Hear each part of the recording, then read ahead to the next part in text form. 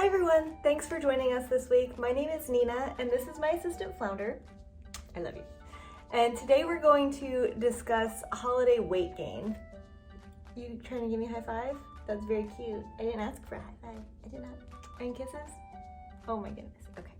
So holiday weight gain is something that even we struggle with. It's not just our cats. So it's definitely something to be taken seriously because there is a lot of food around the holidays and we're in a giving mood, so sometimes our cats get some table scraps. It happens to the best of us, especially when there's some turkey around. I know both of my cats really like turkey. So I'm just here to discuss that to make sure that your cats stay healthy throughout the holidays, but I can't help you guys, so you're on your own. Okay, so number one rule, of course, which is a really obvious one, is try to limit the amount of people food that you're giving them. Obviously, there are foods that are toxic to cats, like grapes and raisins, onions, garlic, things like that. Turkey bones are really bad for cats as well because they do choke on them.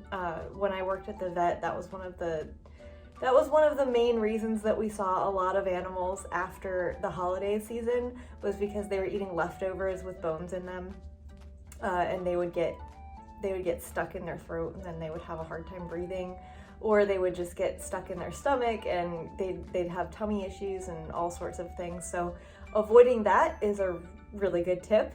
But if you're going to give them table scraps, do it in moderation. So cats, really, if you're gonna give them any sort of meat, the size of a thumb is all they really need. You don't want to overdo it because I know it can be very easy to be overdone, especially with how cute they are. But you really want to be aware of what you're giving them. They don't know the difference. The other thing that they have no idea about is treats. So if you get some low calorie treats, I think Greenies makes treats that are like 2 calories per treat. If you get some low calorie treats like that, and use those instead of people food, that's gonna be a lot better for them. You're so silly today. Silly. That's definitely gonna be a lot better for them. So you're definitely gonna want to try out treats because, again, they don't know any difference. So they don't know that you're eating mashed potatoes and whatever else you guys are eating. So if you just substitute that for treats, they know that there's food up there.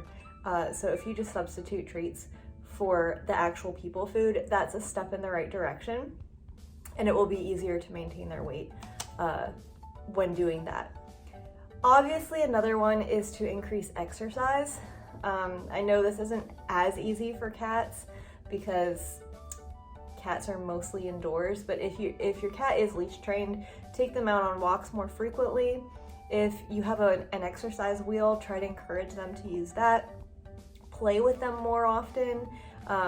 Train them how to do fetch. That's one of my favorite things to do because I can just sit down and she's doing all the work. So I really like fetch.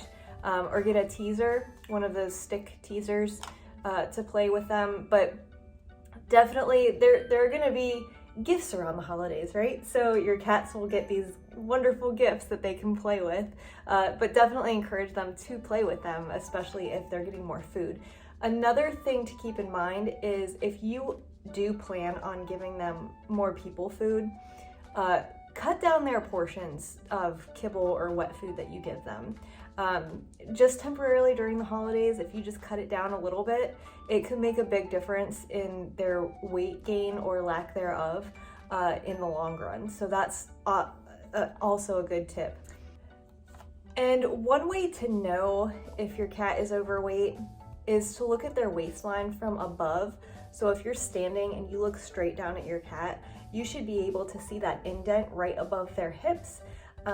That's a good way to tell if they're overweight or not. It's a little bit more difficult with fluffy cats, but it's definitely a good way to be able to tell if you're dealing with an overweight cat or if your cat is the perfect weight. So definitely that's one way. Another way is by feeling their ribs. If you cannot feel your cat's ribs, your cat is definitely overweight. Or if you have to push really hard to feel your cat's ribs, overweight. So that's a good way to tell. But another good way is to know specifically for your cat is to weigh them. And I do weigh both of my cats, especially around the holidays. I do weigh them a lot. So the way that I weigh them is I just get onto the scale, weigh myself, and then I get onto the scale again holding them, and then I subtract whatever that number is to get their weight. So if you monitor their weight, that's really going to help as well, because then there will be no question whether they gained weight or not over the holidays. So I hope this helped you guys. I know it's really tricky because they're so cute, and a lot of times they're sneaky as well, so they might steal some food. But weight gain is a really big problem. So I hope you guys take this seriously, and I really do hope that this helps. Make sure you hit the subscribe button for future training tutorials, and we will see you next week.